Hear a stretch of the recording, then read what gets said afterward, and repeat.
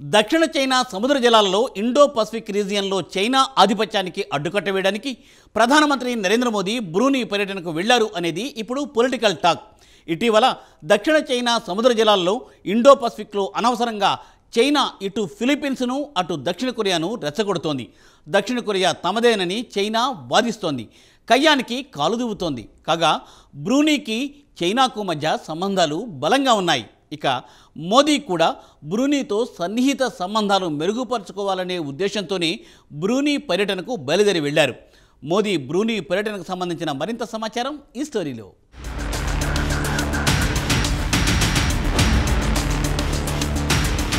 ప్రపంచంలోని అతిపెద్ద ఆర్థిక వ్యవస్థలో 2వ స్థానంలో ఉంది చైనా. దీంతో ప్రపంచంపై పెత్తనం చెలాయించాలనుకుంటోంది. దక్షిణ చైనా ఇండో పసిఫిక్ రీజియన్లలో తమ ఆధిపత్యాన్ని కొనసాగిస్తోంది. ఫిలిప్పీన్స్ దక్షిణ కొరియాను రెచ్చగొడుతోంది. యుద్ధానికి కాలుదువ్వుతోంది. ఇక చైనా ఆధిపత్యానికి అడ్డుకట్ట వేయడానికి ప్రధానమంత్రి నరేంద్ర మోదీ బ్రూనై పర్యటనకు వెళ్లారు. అక్కడ సుల్తాన్ హసనాల్ బోల్కియాతో బుధవారం బ్రూనై రాజధాని బందర్ సేరి బెగవాన్లో సమావేశమయ్యారు. ఈ భేటీలో ప్రధాని నేరుగా చైనా పేరు ప్రస్తావించకుండా దక్షిణ చైనా సముద్ర జలాల్లో చైనా ఆధిపత్య ధోరణి గురించి ప్రస్తావించారు. అటు తర్వాత ఇరు దేశాల మధ్య ద్వైపాక్షిక చర్చలు, పలు ఒప్పందాలపై సంతకాలు జరిగిపోయాయి.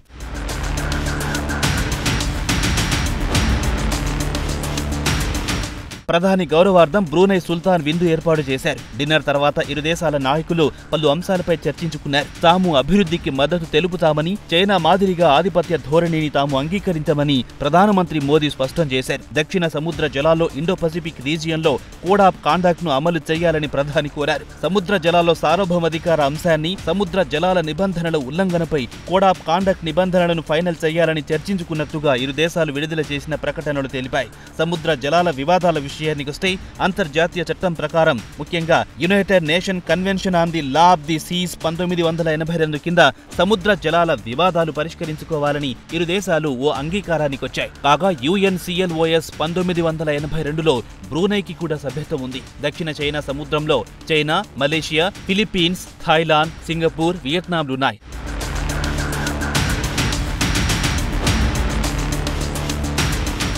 అయితే ఈ ఏరియాలో అమెరికా బేస్ను కూడా పెట్టుకుంది. దీంతో బ్రూనై సహజంగానే అమెరికాతో సత్సంబంధాలు కలిగి ఉంది. ఇరు దేశాల మధ్య రక్షణ ఒప్పందాలు కూడా ఉన్నాయి. ఇక బ్రూనై అమెరికాతో సంబంధాలు మెరుగుపడడంతో చైనా కూడా పావులు కదపడం మొదలెట్టింది. ఇటీవల కాలంలో చైనాకు చెందిన ఉన్నత స్థాయి డెలిగేషన్ బ్రూనై చుట్టూ ప్రదక్షిణలు చేస్తోంది. ప్రస్తుతం చైనా బ్రూనైకి అతిపెద్ద వ్యాపార భాగస్వామితో పాటు చైనాకు అతిపెద్ద విదేశీ ఇన్వెస్టర్. ప్రస్తుతం బెల్ట్ ప్రాజెక్టులో బ్రూనై పెద్ద ఎత్తున పెట్టుబడులు పెట్టింది. చైనా బ్రూనైల మధ్య ద్వైపాక్షిక వాణిజ్యం సుమారు $2.6 బిలియన్ల, అంటే 22,000 కోట్లుగా చెప్పుకోవచ్చు. అదే ఇండియా బ్రూనై మధ్య వాణిజ్యం మాత్రం $286.20 మిలియన్ల మాత్రమే, అంటే సుమారు 2,500 కోట్లుగా చెప్పుకోవచ్చు.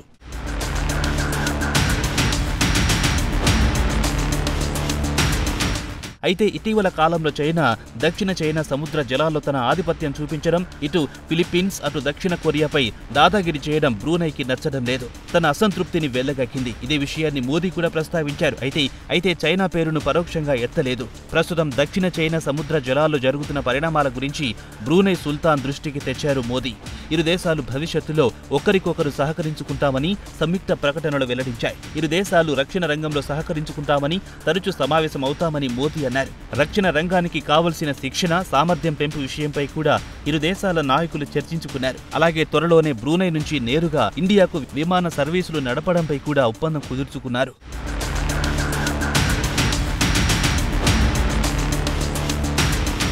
ఇరువురు నాయకులు శాంతి, స్థిరత్వం, మారిటైమ్ సేఫ్టీ అండ్ సెక్యూరిటీ, అంతర్జాతీయ చట్టాలకు లోబడి వ్యవహరించాలని అంగీకారానికి వచ్చారు. ఎలాంటి వివాదాలు తలెత్తినా UNCLOS 1982 చట్టం కింద పరిష్కరించుకోవాలని సంయుక్త ప్రకటనలో వెల్లడించారు. ఇక దేశాలు స్పేస్ కోఆపరేషన్ పై సంతకాలు చేశాయి. ఇక Brunei Indian Space Research Organisation కు చెందిన telemetry tracking and command station host చేస్తోంది. దీంతో ఇరు దేశాల మధ్య రక్షణ రంగంలో సంబంధాలు మరింత బలోపేతమవుతాయి. అలాగే దీర్ఘకాలం పాటు ఇండియాకు బ్రూనై LNG సరఫరా చేస్తుంది. ఇటీవల కాలంలో ఇండియా ముడి చమురును బ్రూనై నుంచి తగ్గించి రష్యా నుంచి పెద్ద ఎత్తున డిస్కౌంట్లో కొనుగోలు చేస్తున్న విషయం తెలిసిందే. దీంతో ఆ లోటును బ్రూనై నుంచి LNG రూపంలో దిగుమతి చేసుకోవాలని ఇండియా నిర్ణయించింది.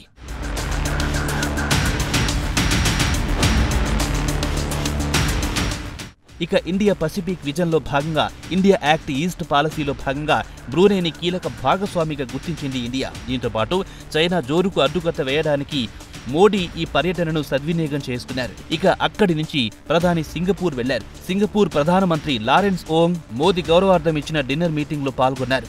గురువారం ఇరువురు నాయకులు 4 అంశాలపై సంతకాలు పెట్టారు. వారిలో సెమీ కండక్టర్ల అంశం కీలకంగా మారింది. గ్లోబల్ మార్కెట్లో 10% సింగపూర్ సెమీ కండక్టర్ల వాటా ఉంది. ద్వైపాక్షిక సమావేశం తర్వాత మోదీ సింగపూర్ వ్యాపారవేత్తలతో పాటు సీఈఓలతో భేటీ అయ్యారు. అక్కడ సెమీ కండక్టర్ ప్లాంట్ను సందర్శించారు.